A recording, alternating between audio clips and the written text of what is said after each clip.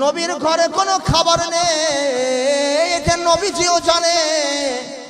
এজন্য নবীজি বললেন, শুনো আমার সাহাবায়ে কিরাম, তোমরা তো প্রত্যেকে মেহমান ভাগ করে করে তোমরা নিয়ে গেলে, কিন্তু এই একজন দূর দূরান্তের মেহমান আসছে, এই মেহমানকে নেওয়ার জন্য তোমাদের ভিতরে কেউ আসেনি? একটু হাত উঁচু করো।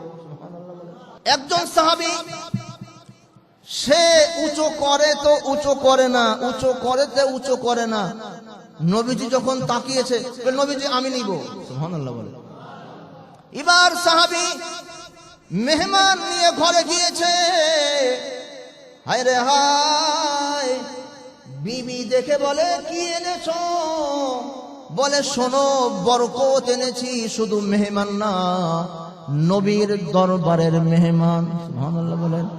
আমাদের আত্মীয় স্বজন নয়, বরং নবীজির দরবারে এসেছিল।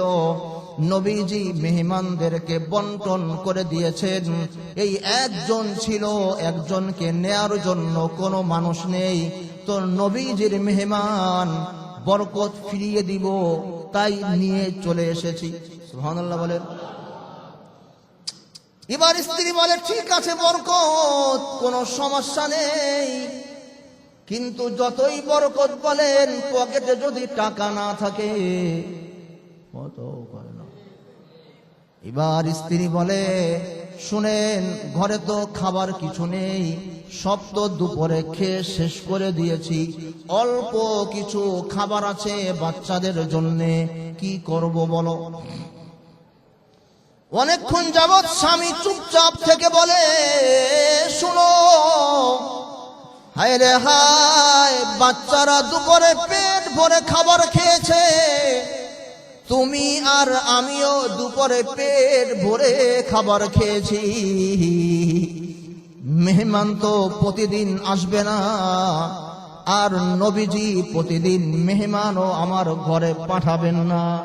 শুনো, একটা কাজ করি, আমি তুমি বাচ্চাদেরকে ভুল ভাল দিয়ে আদর যত্ন করে গল্প বলে বলে বাচ্চাদেরকে ঘুমিয়ে দাও, সকালবেলা কাজ কর্ম করে বাচ্চাদেরকে খাবার দিব, আর যা কিছু আছে এগুলো মেহমানের সামনে পেশ করা হবে, মেহমানের সামনে দেওয়া হবে।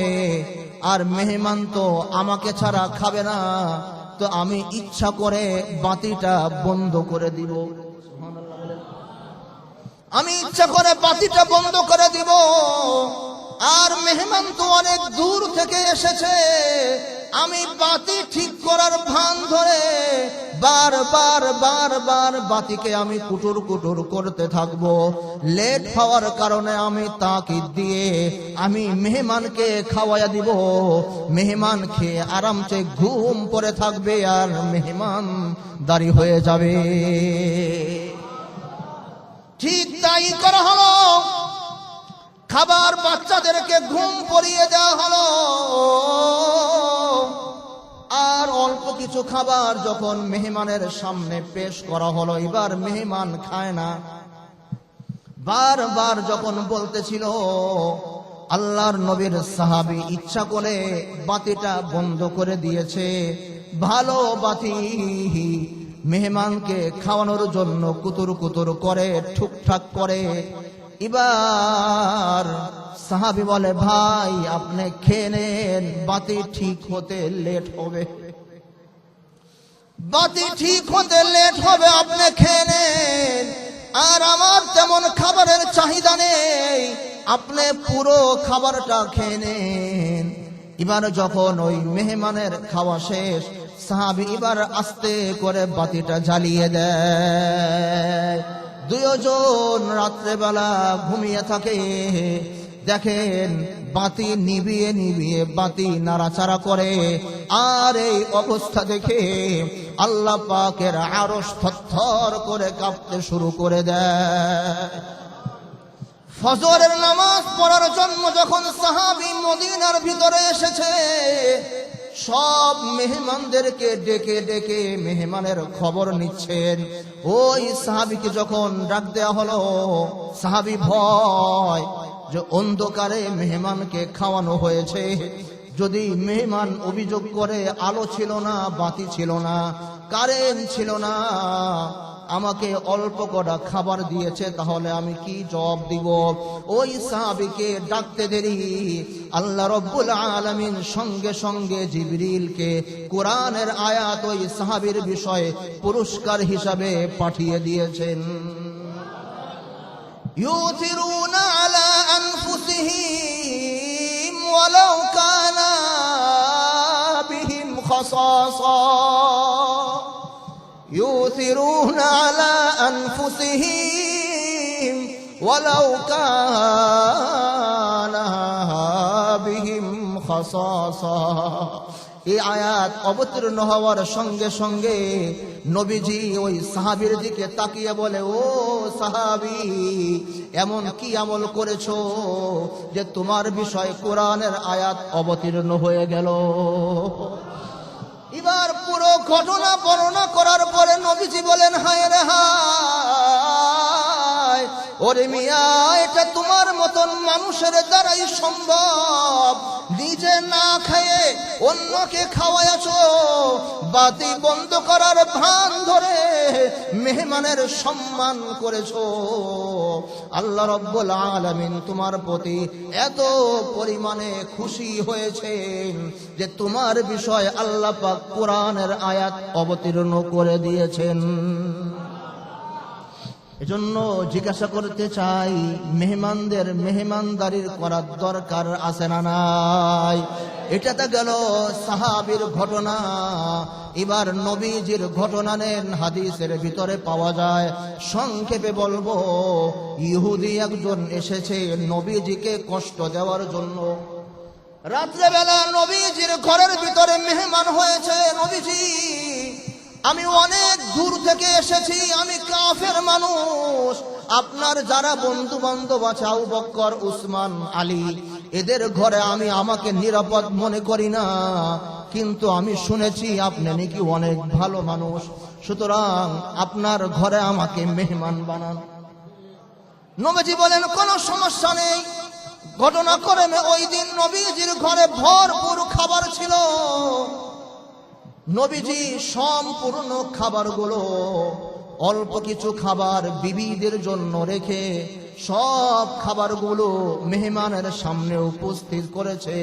মেহমান তো এসেছে নবীজিকে কষ্ট দেওয়ার জন্য, ইহুদি। সেই ইহুদি পেট ভরে খাওয়ার চাহিদা নেই, এরপরেও পেট ভরে খাবার খেয়েছে। এবার দেখেন ইহুদি বলে, নবীজি খাবার আরো আছেনি, আমার এখনো পেট ভরেনি। নবীজি বলে, সমস্যা নেই, আছে। হায় রে হায়, বিবিদের জন্য যেই খাবারগুলো রাখা হয়েছিল, বিবিদেরকে অনাহারে রেখে, বিবিদেরকে খাবার না দিয়ে ইহুদি মেহমানের জন্য নবীজি আবার ওই খাবারগুলো নিয়ে আসলেন। নবীজিও পুরো রাত্র না খাওয়া বিবিদেরকেও না খাওয়ায়া রেখেছেন।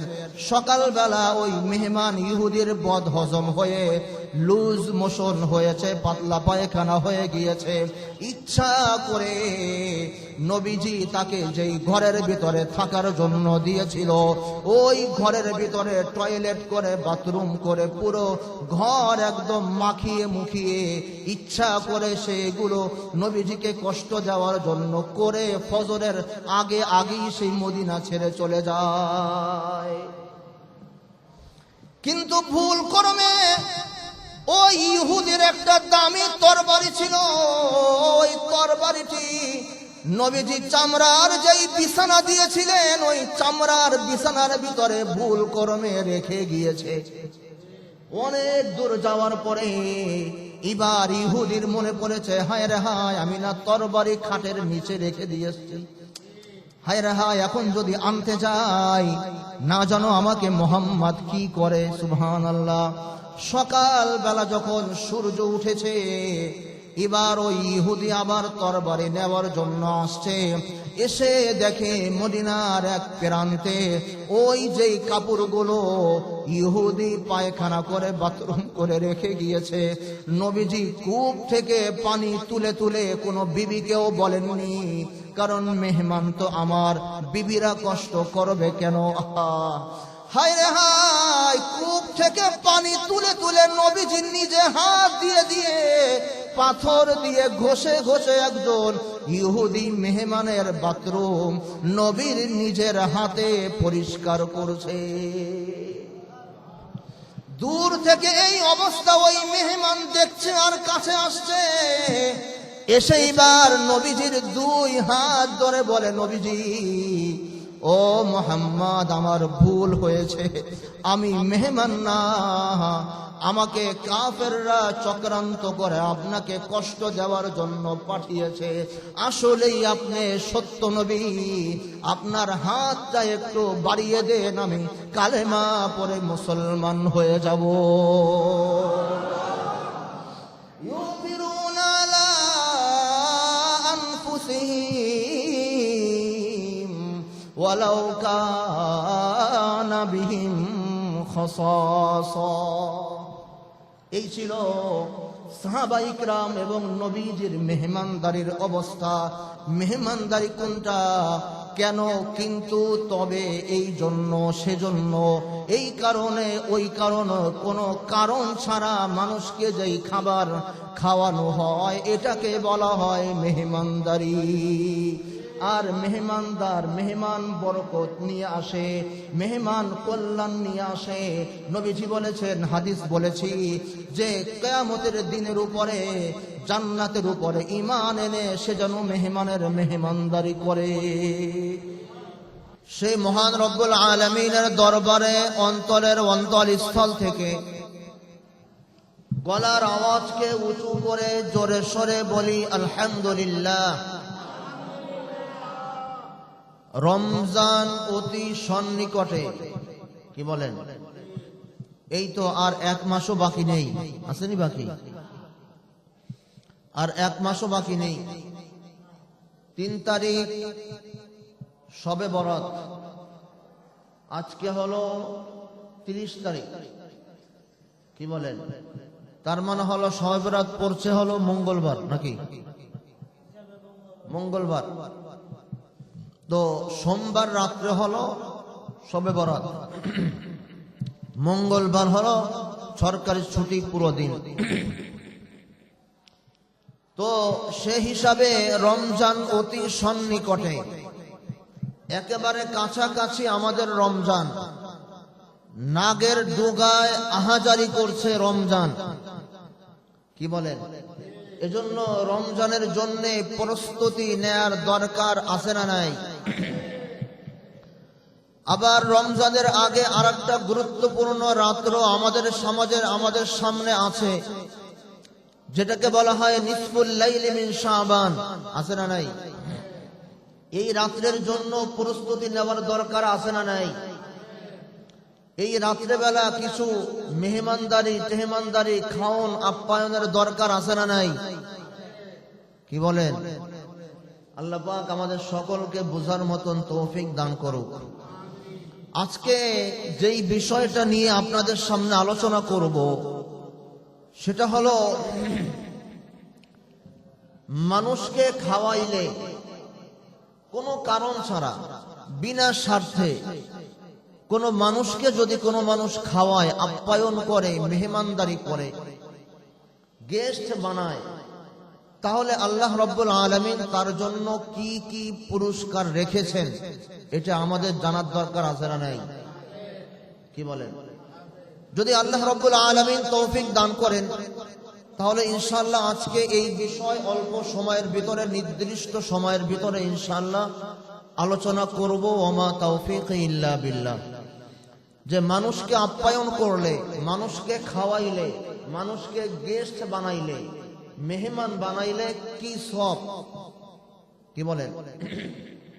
আল্লাহ পাক আমাদের সকলকে শুনবার মতন, বুঝবার মতন, আমল করার মতন তৌফিক দান করুক, আমিন বলেন।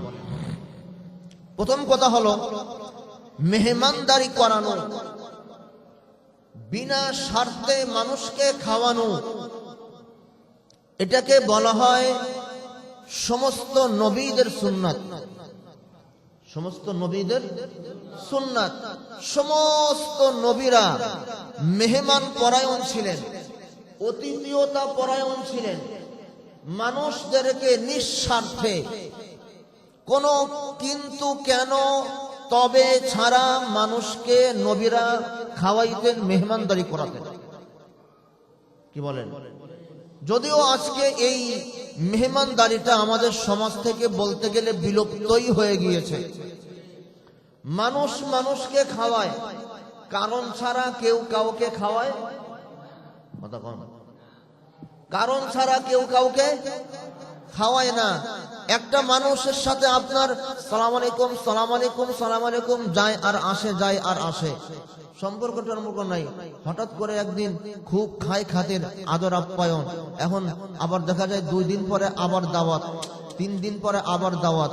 নিশ্চয়ই কোনো একটা কারণ আছে কিনা বলেন?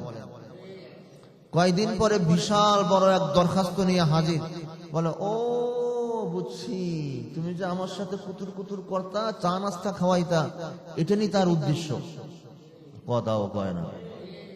তার মানে হলো স্বার্থ, সে একটা স্বার্থ উদ্ধার করার জন্য, সে একটা স্বার্থ হাসিল করার জন্য সে মানুষকে খাওয়াতো। কথা বলেন? মেহমানদারি কোনটা? নিঃস্বার্থে, কোনো কারণ ছাড়া, কেন কিন্তু তবে এজন্য, এগুলো ছাড়া যখন কোনো মানুষ কোনো মানুষকে খাওয়ায়, এটাকে বলা হয় মেহমানদারি। এটাকে বলা হয় কি? মেহমান। আমি তাকে চিনি না, আমরা না চিনলে মানুষকে খাওয়াই না, না চিনলে মানুষকে কি করি না? খাওয়াই না। চিনি, আত্মীয়তার সম্পর্ক আছে, অথবা তাকে খাওয়াইলে কিছু একটা স্বার্থ উদ্ধার করা যাবে, এছাড়া আমরা মানুষকে খাওয়াই?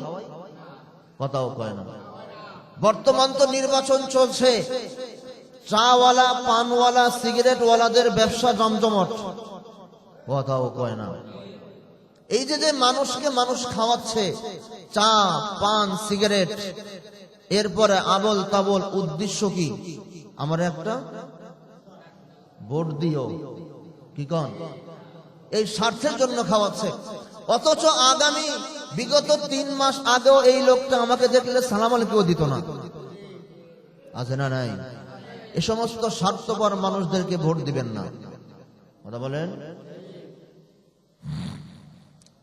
তো যাক, তো যে জিনিসটা বলতেছিলাম সেটা হলো কারণ ছাড়া বর্তমানে মানুষ মানুষকে আপ্যায়ন করে না, কারণ ছাড়া মানুষ মানুষকে খাওয়ায় না, কারণ ছাড়া মানুষ মানুষের মেহমানদারি করে না।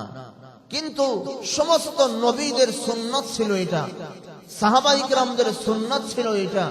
বরং যদিও রানী বর্তমানে আরবদের ভিতরে বিভিন্ন বড় বড় জঘন্য দোষ পাওয়া যায়, তারপরও এই গুণটা এখনো আরবদের ভিতরে বিদ্যমান আছে যে আরবরা, আপনি আরবদের কাছে যাবেন, আপনাকে চিনুক তাই না চিনুক, আপনাকে আগে মেহমানদারি করাবে।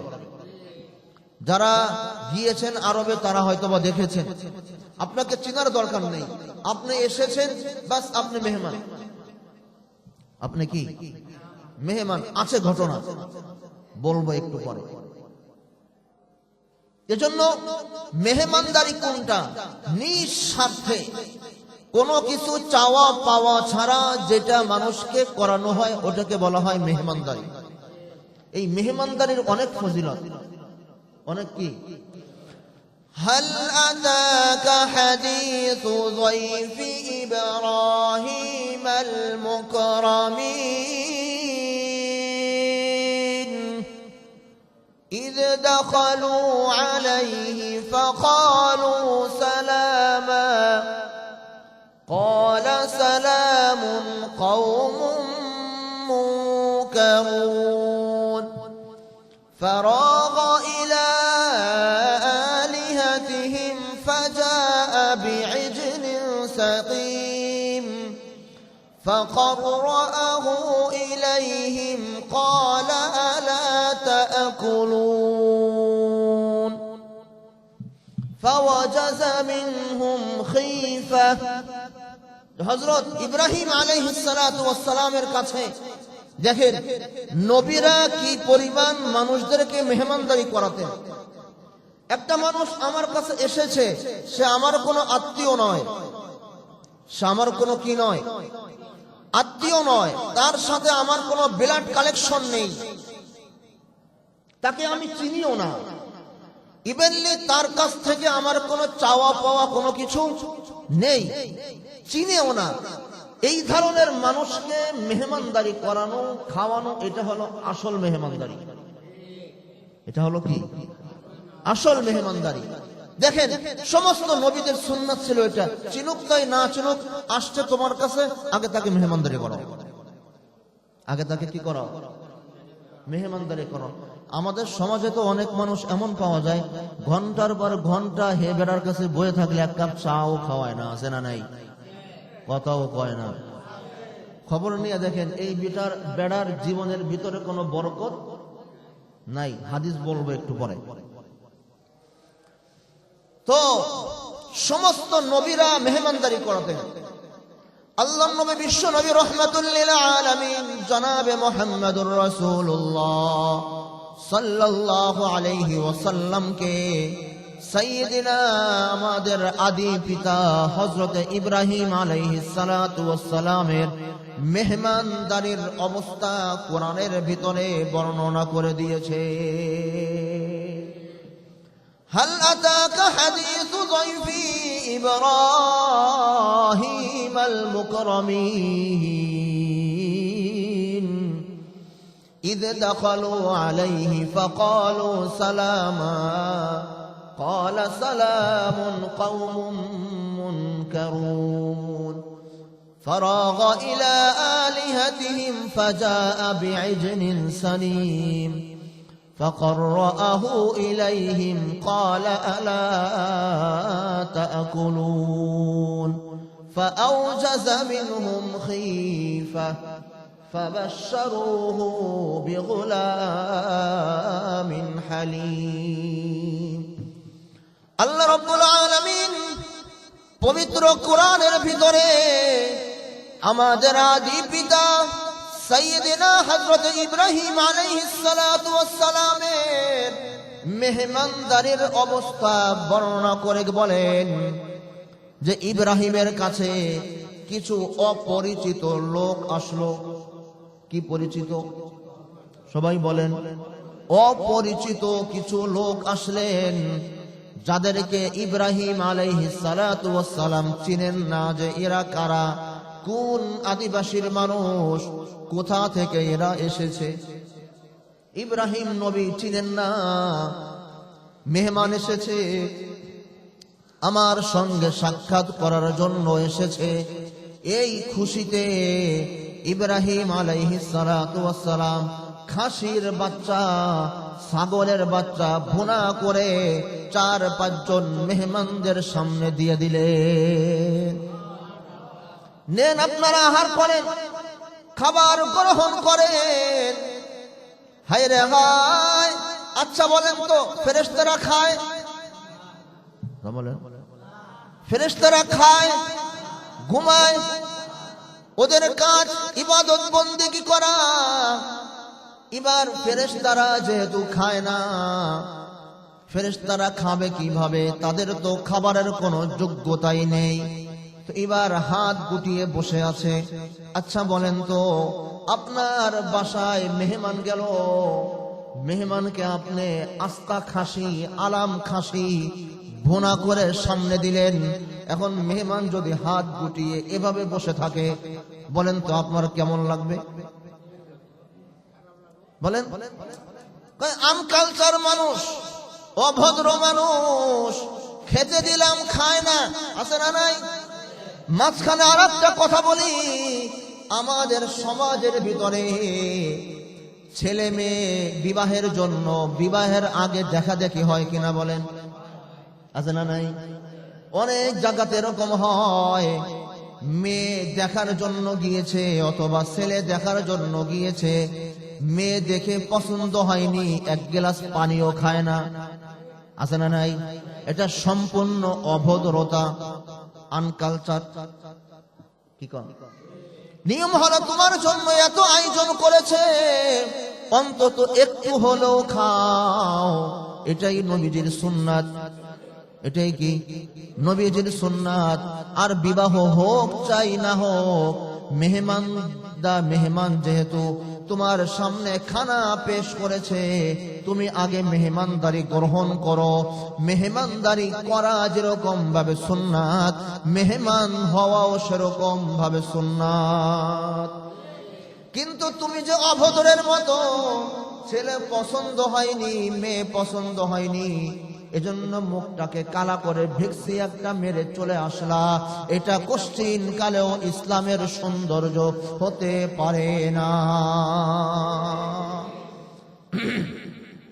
এবার আসেন তো, ইব্রাহিম নবী ওই লোকদের সামনে আলাম খাসি ভুনা পেশ করলেন, কিন্তু মেহমানরা অভদ্রের মতন হাত গুটিয়ে বসে আছে, মেহমানদারি গ্রহণ করছে না। ইব্রাহিম নবী বারবার বললেন, ভাই মেহমানদারি গ্রহণ করেন, ভালো খাসি, তাজা খাসি। কোরআনের আয়াত সূরা জারিয়াতের 51 নম্বর আয়াত পড়ে দেখেন, কোরআনের হাদিস, কোরআনের আয়াত বারবার বলছে আপনারা গ্রহণ করেন, কিন্তু তারা গ্রহণ করে না। গ্রহণ কিছুক্ষণ পরে এবার মেহমান বলে, ফাবাশশারনাহু বিগুলামিন হালিম। সুবহানাল্লাহ। ফাবাশশারনাহু বিগুলামিন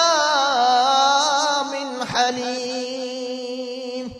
ও ইব্রাহিম, তুমি কি মনে করেছো আমরা কি মানুষ?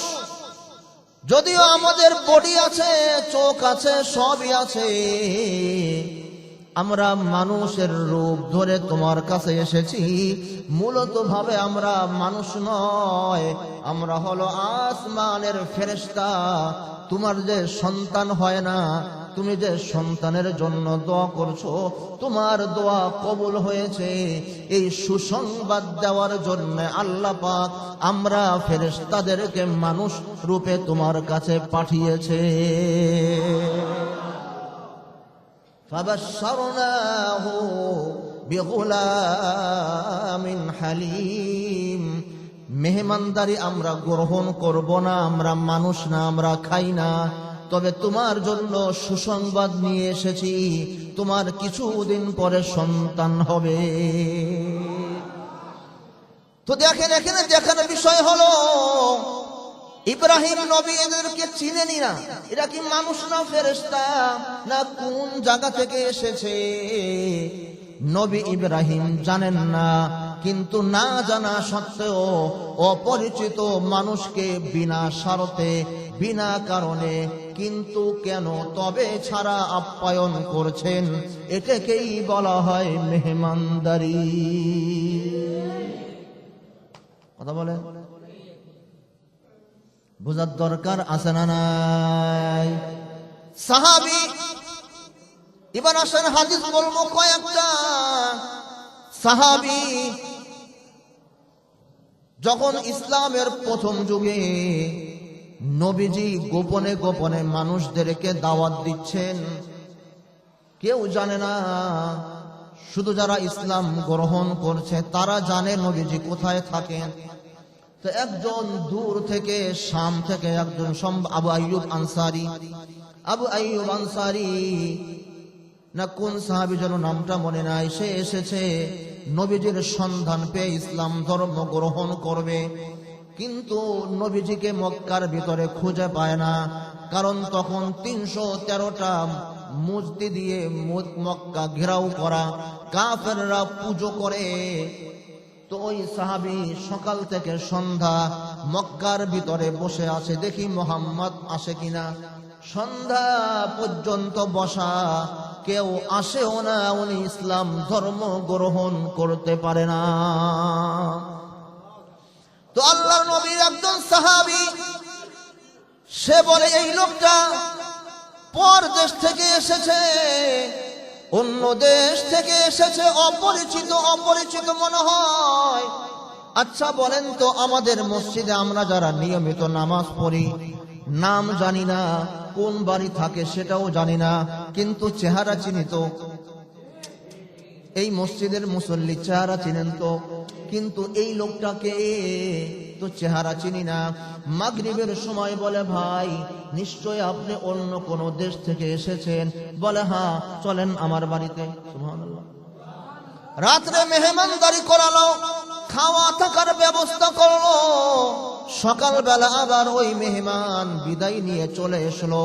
আবার পুরো দিন মক্কার ভিতরে অবস্থান করছে, নবীজিকে খুঁজে পায় না। সন্ধ্যাবেলা আবার ওই সাহাবী বলে, ভাই নিশ্চয়ই মনে হয় আপনি দূর থেকে এসেছেন, মনে হয় আপনার কাজ সমাধা হয়নি, চলেন আমার বাড়িতে যাই। সুবহানাল্লাহ। দ্বিতীয় দিন আবার রাত্রের খাবারের ব্যবস্থা করেছে, থাকার ব্যবস্থা করেছে। সকালবেলা ওই সাহাবী আবার মক্কার অলিতে গলিতে ঘুরে, সন্ধ্যাবেলা আবার ওই সাহাবী খুঁজে, নিশ্চয়ই মনে হয় ওই লোকটার কাজ শেষ হয়নি, ওই যে কোণার ভিতরে বসে আছে। এবার গিয়ে বলে, ভাই চলেন আমার বাড়িতে চলেন। 3 দিন হয়ে গেল, সাহাবী জিজ্ঞাসা করে না মক্কার ভিতরে কেন এসেছেন, কি ব্যবসার উদ্দেশ্যে এসেছেন, আপনার গাট্টি মুক্তা কোথায়। 4 নম্বর দিন বলে, ভাই একটা কথা আপনাকে জিজ্ঞাসা করি, বলেন আপনি কি উদ্দেশ্যে মদিনার মক্কার ভিতরে এসেছেন, আমি একটু জানতে পারি কি। বলেন তো কত নম্বর দিনে। 4 নম্বর দিনে। 4 দিন 3 দিন মেহমানদারি করার পরে, থাকা খাওয়ার ব্যবস্থা করার 4 নম্বর দিন বলেন যে, ভাই বলেন দেখে আপনি কেন এসেছেন ঢাকার শহরে, আছে না নাই। এবার ওই সাহাবী বলে, শুনো তুমি মানুষটা অনেক ভালো, পর পর 3 দিন নিঃস্বার্থে তুমি আমার থাকা খাওয়ার ব্যবস্থা করলে। ঢাকার শহরে যদি কারোর কোনো আত্মীয় স্বজন না থাকে, আর যদি গ্রাম থেকে কোনো মানুষ ঢাকার শহরে আসে, তাহলে সে বুঝে ঢাকার শহরটা কত শান্তির। বাংলাদেশ থেকে একজন গিয়েছে বিদেশ, যদি বিদেশের বাড়িতে কোনো আত্মীয় স্বজন, কোনো দালাল ফালাল না থাকে, কোনো খানা পিনার ব্যবস্থা না থাকে, তাহলে সে জানে বিদেশটা কত শান্তি। কত কয় না, আছে না নাই। ঠিক রকম ভাবে পর পর 3 দিন মেহমানদারি। ভাই তুমি মানুষটা অনেক ভালো, তবে তুমি যদি আমার সঙ্গে প্রমিস করতে পারো, ওয়াদা করতে পারো, তাহলে আমি তোমাকে বলবো। বলে শোনো কি জিনিস। বলে শুনেছি মোহাম্মদ নামে একজন মানুষ বলে মক্কার ভিতরে আবির্ভাব হয়েছে, তার সাথে সাক্ষাৎ করার জন্য আমি পর পর 3 দিন ঘুরছি, কিন্তু মোহাম্মদের সন্ধান পাই না। ঘটনা অনেক লম্বা, ওদিকে যাব না। পর পর 3 দিন মেহমানদারি করার পরে এবার মেজবান বলে, সমস্যা নাই, আমিও মোহাম্মদের হাতে বায়াত হয়েছি, আমিও গোপনে গোপনে মুসলমান হয়েছি, সমস্যা নেই, আগামীকাল সকালবেলা তোমাকে মোহাম্মদের দরবারে নিয়ে যাব। আচ্ছা বলেন তো, পর পর 3 দিন মেহমানদারি করালেন, নিঃস্বার্থে নাকি কোনো স্বার্থ ছিল? নিঃস্বার্থে। এজন্য মেহমানদারি কোনটা? নিঃস্বার্থ ভাবে কিনু কেনতো, কিনু কেন কিন্তু তবে এই জন্য ওই জন্য সেজন্য, সব ছাড়া মানুষকে যখন খাওয়ানো হয়, মানুষকে আপ্যায়ন করানো হয়, এটাকেই বলা হয় মেহমানদারি। বুঝার দরকার আছে না নাই? আল্লাহ নবী বিশ্ব নবী রাহমাতুল লিল আলামিন জনাবে মুহাম্মদুর রাসূলুল্লাহ সাল্লাল্লাহু আলাইহি ওয়াসাল্লাম বুখারী শরীফের 6138 নম্বর হাদিসের ভিতরে এসেছে, মান কানা ইউমিনু বিল্লাহি ওয়াল ইয়াউমিল আখির ফালইউকরিম দাইফাহু। ও আমার উম্মত, ভালো করে কান খাড়া করে শুনে নাও, তোমরা যদি আখিরাতের উপরে, আল্লাহর উপরে, জান্নাত আর জাহান্নামের উপরে তোমরা যদি ঈমান এনে থাকো, তাহলে তোমরা মেহমানের মেহমানদারি করাও, মেহমানদেরকে সম্মান করো। আছে না নাই? কিন্তু বর্তমানে আমাদের অবস্থা হলো, মেহমান আসলে মুখ কালা হয়ে যায়। আছে না নাই? জোরে কোন আছে না নাই? মেহমান আসলে মুখ কালা হয়ে যায়, কই মরার আর কোনো জায়গা পায় না, খালি আমার বাসায় এসে মরে, কথাও কয় না।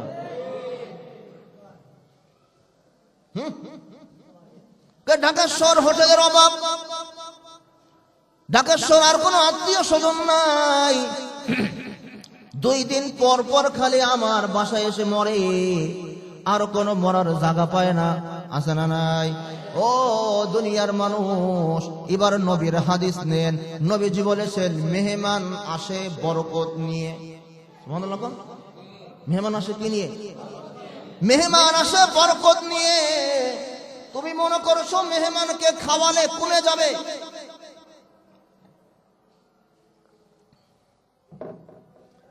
এটা সম্পূর্ণ ভুল কথা।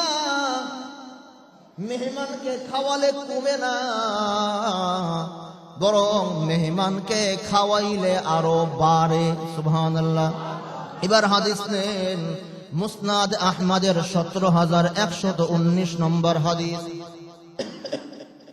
عن عقبة بن عامر رضي الله تعالى عنه أنه قال لا خير فمن لا يضاف।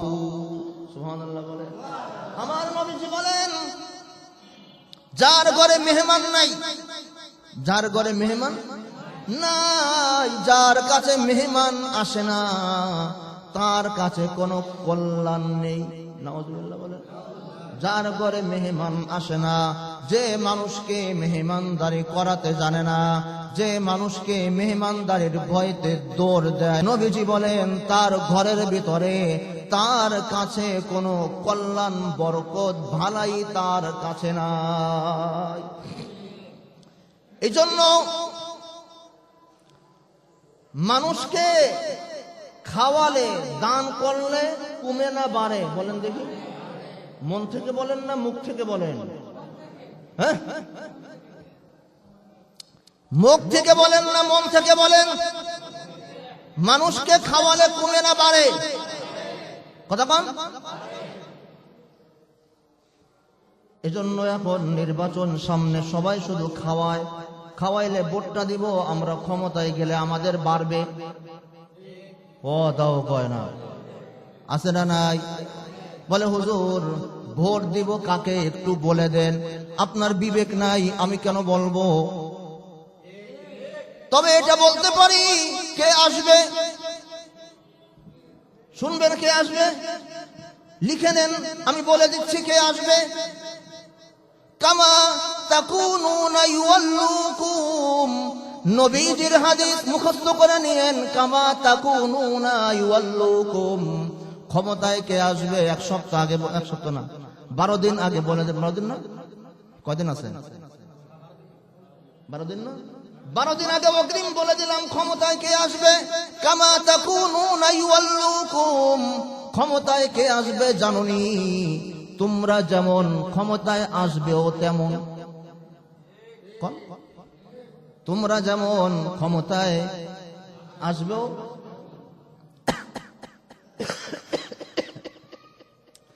নবীজির হাদিস, কোরআনের আয়াত বলবো, তোমরা যেমন ক্ষমতায় আসবেও কি তেমন। তোমরা যদি চোর হও, আমরা জনগণ যদি চোর হই, ক্ষমতায় আল্লাহ পাক দিবেন চোরকে।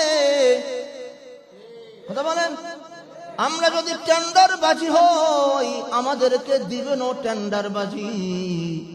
আমরা যদি মুখে এক কথা, জনগণের সামনে এক কথা, সংসদে আর এক কথা, খ্রিস্টান কমিশনারের কাছে গিয়ে আর এক কথা, গোপনে গোপনে ইন্ডিয়ার কর্মীদের কাছে আর এক কথা, আমেরিকার এম্বাসির কাছে গিয়ে আর এক কথা, মনে রাখো এরকম তোমরা যদি হও তোমাদেরকে দেওয়াও হবে দ্বিমুখী মানুষ।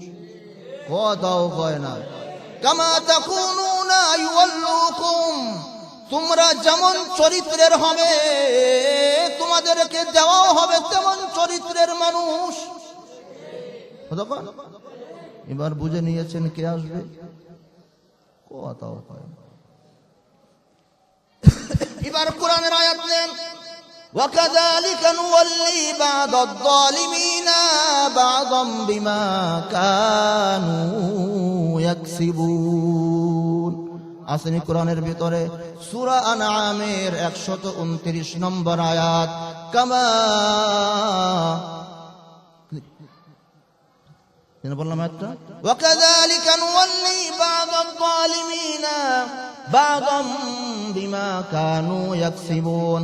খারাপের সাথে আমি খারাপকে দুনিয়াতে মিলিয়ে দিব, কিয়ামতের ময়দানেও ভালোর সাথে আমি ভালোকে মিলিয়ে দিব।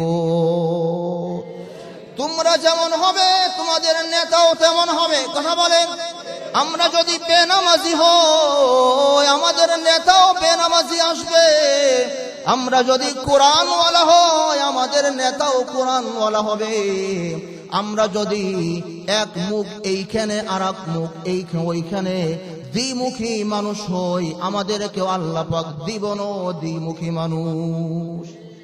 পেয়েছেন ক্ষমতায় কে আসবে? এবার যদি আমরা ভালো হয়ে যাই, আমরা যদি তাহাজ্জুদ গুজারওয়ালা হয়ে যাই, আমরা যদি সুদ আর ঘুষকে আমরা যদি ছেড়ে দিই, আমরা যদি তাকওয়াবান নেককার হয়ে যাই, আল্লাহ পাকের ওয়াদা আমি আল্লাহ তোমাদের জন্য তাকওয়াবান মানুষ দিয়ে দিব। আয়াত নেওয়ার দরকার আছে না নাই? ওয়াদাল্লাহু আল্লাযীনা আমানু ওয়া আমিলুস সালিহাতি মিনকুম لَيَسْتَخْلِفَنَّهُمْ فِي الْأَرْضِ كَمَا اسْتَخْلَفَ الَّذِينَ مِنْ قَبْلِهِمْ وَلَيُمَكِّنَنَّ لَهُمْ دِينَهُمُ الَّذِي ارْتَضَىٰ لَهُمْ وَلَيُبَدِّلَنَّهُمْ مِنْ بَعْدِ خَوْفِهِمْ أَمْنًا। আল্লাহ রাব্বুল আলামিন এই আয়াতের ভিতরে তিনটা ওয়াদা করেছেন। কয়টা? তিনটা। এক নম্বর হলো, ও দুনিয়ার মানুষ শুনো, তোমরা যদি ঈমানওয়ালা, আমলওয়ালা, তাকওয়াওয়ালা, দ্বীনমুখী হও তাহলে জমিনের বাদশাহী, জমিনের খিলাফতি, জমিনের দায়িত্ব, জমিনের নেতৃত্ব আমি আল্লাহ তোমাদের হাতে দিব। এক নম্বর শর্ত কি? জমিনের নেতৃত্ব পাওয়ার জন্য প্রধান শর্ত মুসলমান তোমরা ঈমানওয়ালা, আমলওয়ালা হও। আসেনি ঈমান, আসেনি আমল।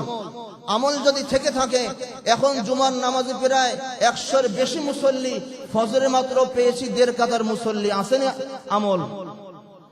আরে কথাও কয় না। এক নম্বর শর্ত, লম্বা চড়া আলোচনার সময় নেই, তোমরা যদি ঈমানওয়ালা, আমলওয়ালা হয়ে যাও, জমিনের বাদশাহী মুসলমানদের জন্য 1 নম্বর পুরস্কার। ঈমান আমলের 2 নম্বর পুরস্কার, শোনো, তোমাদের ধর্মকে আমি শক্ত করে দিব, কোনো ভয়ের কারণ থাকবে না, কাফেরদের কাছে গিয়ে মাথা নত করতে হবে না। তোমরা যদি ঈমানওয়ালা, আমলওয়ালা হয়ে যাও তোমাদের ধর্মকে মজবুত করে দিব। 2 নম্বর পুরস্কার। 3 নম্বর পুরস্কার হলো তোমাদের অন্তর থেকে কাফের, মুশরিক, বেঈমানদের ভয়কে আমি দূর করে দিব। তার মানে হলো তোমার জীবন যাপন এমন স্বাচ্ছন্দ্যময় হবে, তোমার জীবন যাপন এমন ফুরফুরে হবে যে তোমার অন্তরে কাফের, মুশরিকের কোনো ভয় থাকবে। এজন্য জমিনের খিলাফতি পাওয়ার জন্য, জমিনের ভিতরে কোরআনে হুকুমত কায়েম করার জন্য প্রধান শর্তই হলো ঈমান আর আমল। ঈমান আর আমল ছাড়া পশ্চিম কালেও কেউ কোনোদিন কোরআনে আইন শাসন করতে পারবে না।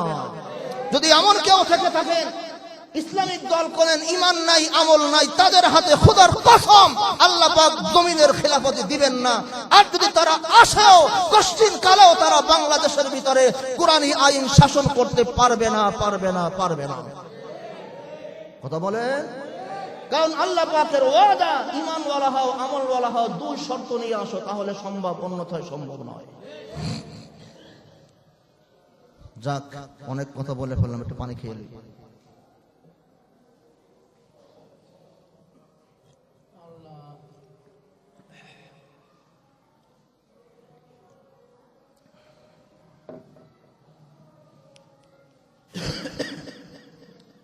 আসেন না গেছেন? গান আসেন, চলবে। কি বলতেছিলাম মনে আছে তো? মেহমানদারি বলতেছিলাম, চলে গেলাম একটু বাইনার সতরে। তো যাক, এবার নিউজ পেয়েছেন কে আসবে। আমি ভালো হয়ে যাই, সব ঠিক হয়ে যাবে ইনশাআল্লাহ। আমি ইমানওয়ালা, আমলওয়ালা হয়ে যাই, আমি তাকওয়াবান হয়ে যাই, আমি ইনসাফওয়ালা হয়ে যাই, আমি কোরআনওয়ালা হয়ে যাই, আল্লাহ পাক আমাদেরকে দিবনও এমন। এজন্য সবাই ভালো হওয়ার নিয়ত আছে তো ইনশাআল্লাহ। আল্লাহ পাক আমাদেরকে বোঝার মতন তৌফিক দান করুন। তো যেটা বলতেছিলাম, লা খায়রা ফামান লা ইউযিফু, যার কাছে মেহমান আসে না, যে মেহমানদারি করাতে জানে না, তার জীবনের ভিতরে কোনো ভালাই, কোনো খায়ের, কোনো কল্যাণ নিহিত নেই। হাদিস মনে আছে তো? এবার আল্লাহর নবী, বিশ্ব নবী রাহমাতুল লিল আলামিন জনাবে মুহাম্মদুর রাসূলুল্লাহ সাল্লাল্লাহু আলাইহি ওয়াসাল্লাম সাহাবীকে বলেন, সাহাবী বলেন, আমারানা রাসূলুল্লাহ সাল্লাল্লাহু আলাইহি ওয়াসাল্লাম। মুয়াত্তা ইবনে মালিকের 73 নম্বর হাদিস। নবীজি বলেন, আমারানা রাসূলুল্লাহ সাল্লাল্লাহু আলাইহি ওয়াসাল্লাম আল্লাহ ইয়াতাকাল্লাফা লিয-যায়ফি মা লাইসা ইনদানা ওয়া ইন নুকদ্দামা ইলাইহি মা কানা হাযিরান। সুবহানাল্লাহ। আমার নবীজি বলেন, শুনো, মেহমানদারি সহজ জিনিস। মেহমানদারি কি জিনিস? মেহমানদারি একেবারে সহজ জিনিস। এটা আহামরি তেমন কিছু নয়। মেহমান এসেছে, মুরগির গোশত দিতে হবে, ফ্রাই দিতে হবে, এন দিতে হবে, তেন দিতে হবে। এই জন্য কষ্ট করো না, লা তাকাল্লাফা, কষ্ট করো না, বরং যা আছে ওটাই তুমি মেহমানের সামনে প্রস্তুত করে দাও। সুবহানাল্লাহ বলেন। তার মানে হলো, মেহমান এসেছে, এই জন্য দৌড়াদৌড়ি পারাপারি করেন না যে কি হবে না হবে, কি খাওয়াবো না খাওয়াবো। নবীজি বলেন, যেই জিনিসটা তোমার ঘরের ভিতরে নেই, ওটা দেওয়ার জন্য তুমি দৌড়াদৌড়ি করো না, বরঞ্চ তোমার ঘরে যা কিছু আছে এটাই দিয়েই তুমি মেহমানদারি করো। আচ্ছা, এবার বলেন তো, মেহমানদারি করা সহজ না কঠিন? ফ্যান চাললে কষ্ট হইব? দেন তো ফ্যানটা। মেহমানদারি সহজ না কঠিন? একদম সহজ। নবীজি বলেন, আহামরি কিছু নেই, যা আছে তুমি তাই দিয়েই মেহমানদারি করো। নবীজিও খুশি, আল্লাহও খুশি, যে খাবে সেও খুশি। সুবহানাল্লাহ বলেন। এবার আসেন, এতক্ষণ পর্যন্ত নবীজি নিজে নসিহত করলেন, নবীজি নিজে নসিহত করলেন, হাদিস বললেন। এবার আসেন ডাইরেক্টলি হাদিস আবু হুরায়রা থেকে বর্ণিত। নবীজি বলেন, আবু হুরায়রা বলেন যে আমরা একদিন ইশারের পরে মসজিদে নববীতে বসা ছিলাম। নবীজি নামাজ পড়লেন এবং প্রত্যেকের বাড়িতে মেহমান ভাগ করে দিলেন, কিন্তু আমি মেহমান নিলাম না। আবু হুরায়রা বলে যে আমার পাশে এক ভাই ছিল, তাকে মেহমান দেওয়া হলো না। আর নবীজিও মেহমান নেননি। কেন নেননি? যে নবীজি জানে যে নবীজির ঘরের ভিতরে কোনো খাবার নেই। সুবহানাল্লাহ বলেন। নবীর ঘরে কোনো খাবার নেই, এটা নবীজিও জানে। এজন্য নবীজি বললেন, শোনো আমার সাহাবা ইকরাম, তোমরা তো প্রত্যেকে মেহমান ভাগ করে করে তোমরা নিয়ে গেলে, কিন্তু এই একজন দূর দূরান্তের মেহমান আসছে, এই মেহমানকে নেওয়ার জন্য তোমাদের ভিতরে কেউ আসেনি? একটু হাত উঁচু করো। একজন সাহাবী, সে উঁচু করে তো উঁচু করে না, উঁচু করেতে উঁচু করে না। নবীজি যখন তাকিয়েছে, নবীজি আমি নিব, সুবহানাল্লাহ বলে। এবার সাহাবী মেহমান নিয়ে ঘরে গিয়েছে, হায় রে হায়, বিবি দেখে বলে, কি এনেছো?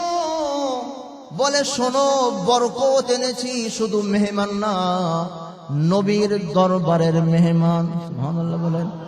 আমাদের আত্মীয় স্বজন নয়, বরং নবীজির দরবারে এসেছিল। নবীজি মেহমানদেরকে বন্টন করে দিয়েছেন। এই একজন ছিল, একজনকে নেয়ার জন্য কোনো মানুষ নেই, তো নবীজির মেহমান, বরকত ফিরিয়ে দিব, তাই নিয়ে চলে এসেছি। সুবহানাল্লাহ বলেন। এবার স্ত্রী বলে, ঠিক আছে বরকত, কোনো সমস্যা নেই, কিন্তু যতই বরকত বলেন, পকেটে যদি টাকা না থাকে কত করে না। এবার স্ত্রী বলে, শুনেন, ঘরে তো খাবার কিছু নেই, সব তো দুপুরে খেয়ে শেষ করে দিয়েছি, অল্প কিছু খাবার আছে বাচ্চাদের জন্যে, কি করব বলো? অনেকক্ষণ যাবৎ স্বামী চুপচাপ থেকে বলে, শুনো, হায় রে হায়, বাচ্চারা দুপুরে পেট ভরে খাবার খেয়েছে, তুমি আর আমিও দুপুরে পেট ভরে খাবার খেয়েছি, মেহমান তো প্রতিদিন আসবে না, আর নবীজি প্রতিদিন মেহমানও আমার ঘরে পাঠাবেন না। শুনো, একটা কাজ করি, আমি তুমি বাচ্চাদেরকে ভুল ভাল দিয়ে আদর যত্ন করে গল্প বলে বলে বাচ্চাদেরকে ঘুমিয়ে দাও, সকালবেলা কাজ কর্ম করে বাচ্চাদেরকে খাবার দিব, আর যা কিছু আছে এগুলো মেহমানের সামনে পেশ করা হবে, মেহমানের সামনে দেওয়া হবে। আর মেহমান তো আমাকে ছাড়া খাবে না, তো আমি ইচ্ছা করে বাতিটা বন্ধ করে দিব, আমি ইচ্ছা করে বাতিটা বন্ধ করে দিব। আর মেহমান তো অনেক দূর থেকে এসেছে, আমি বাতি ঠিক করার ভান ধরে বারবার বারবার বাতিকে আমি কুটুর কুটুর করতে থাকবো। লেট হওয়ার কারণে আমি তাকিদ দিয়ে আমি মেহমানকে খাওয়াইয়া দিব, মেহমান খেয়ে আরামসে ঘুম পড়ে থাকবে, আর মেহমান দাঁড়ি হয়ে যাবে।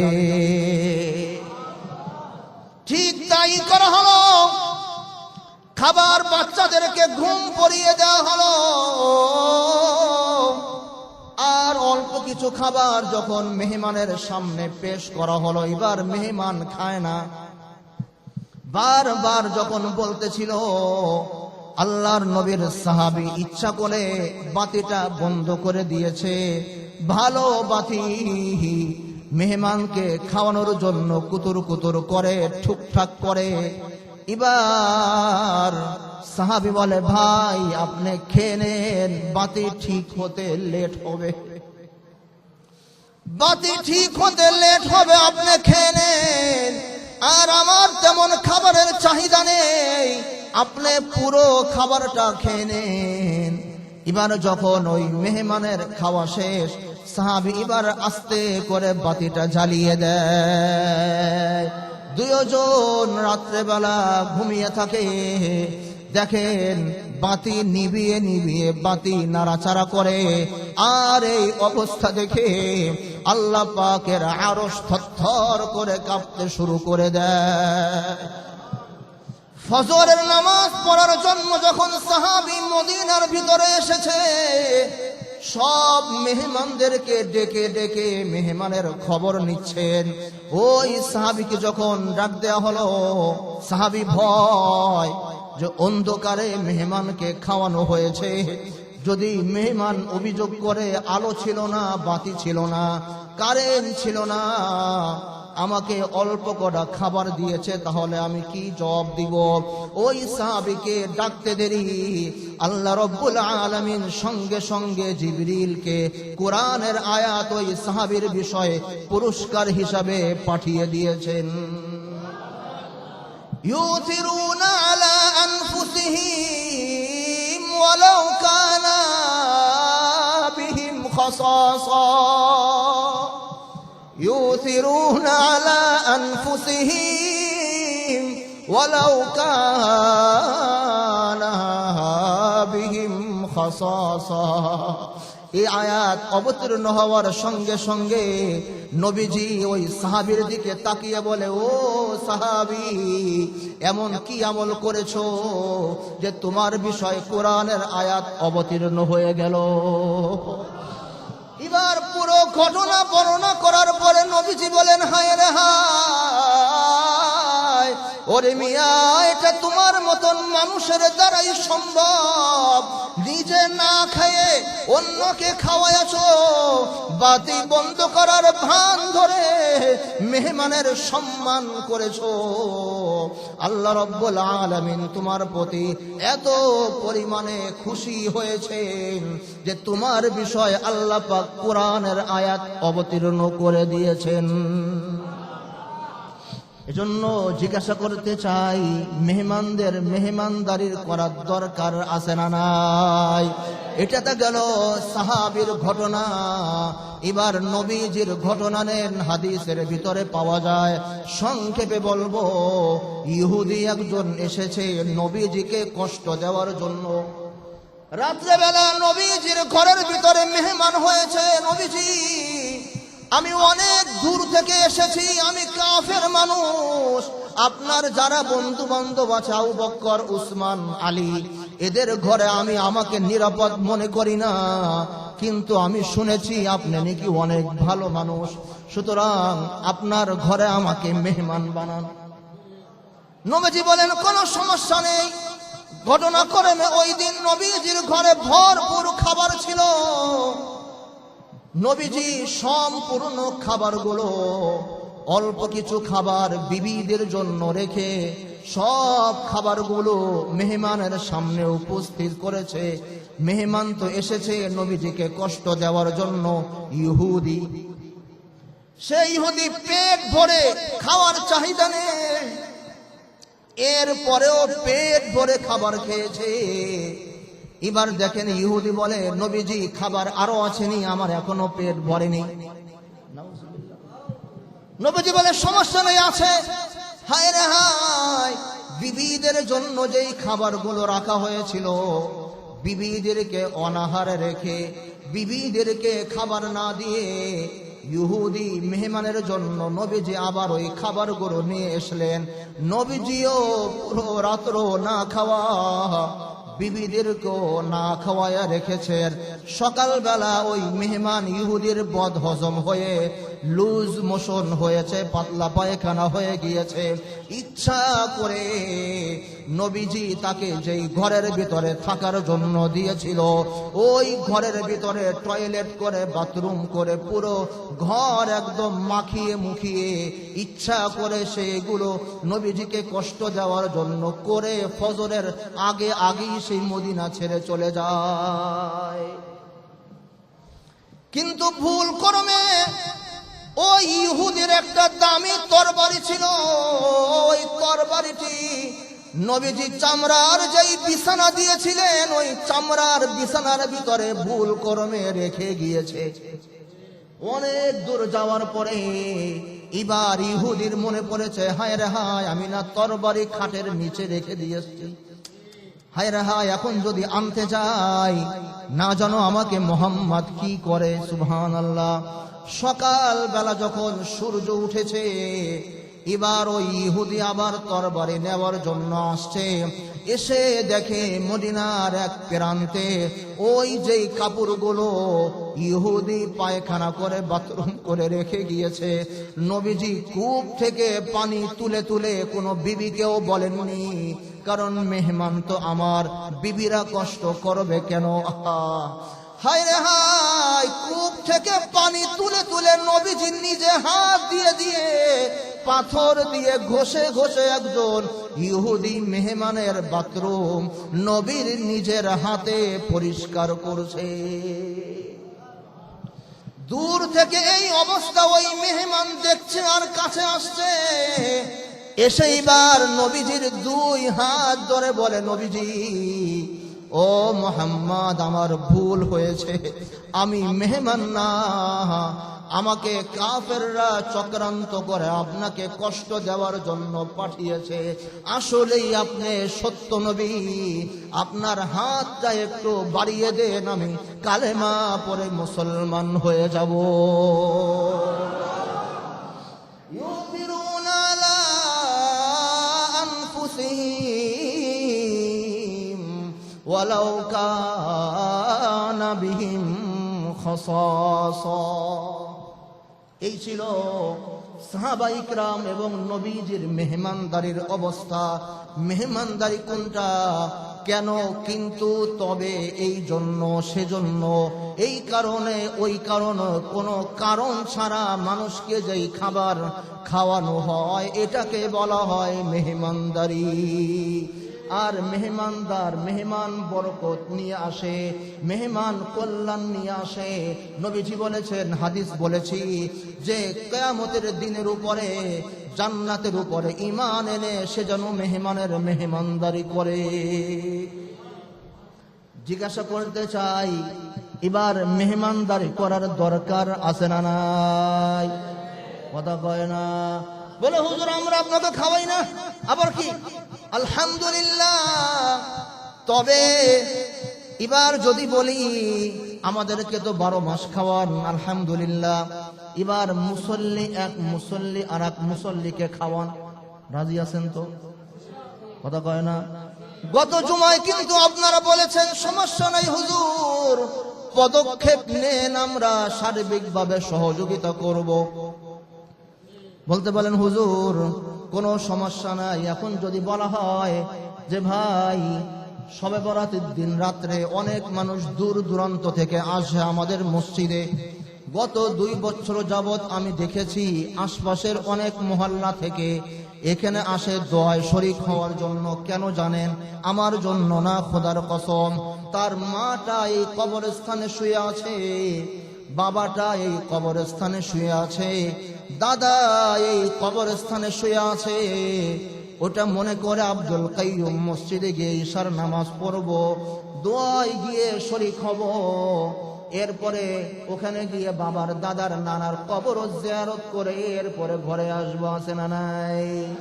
এখন তাদেরকে মেহমানদারি করানোর দরকার আছে না নাই? এজন্য আপনারা বলেন কি করবেন?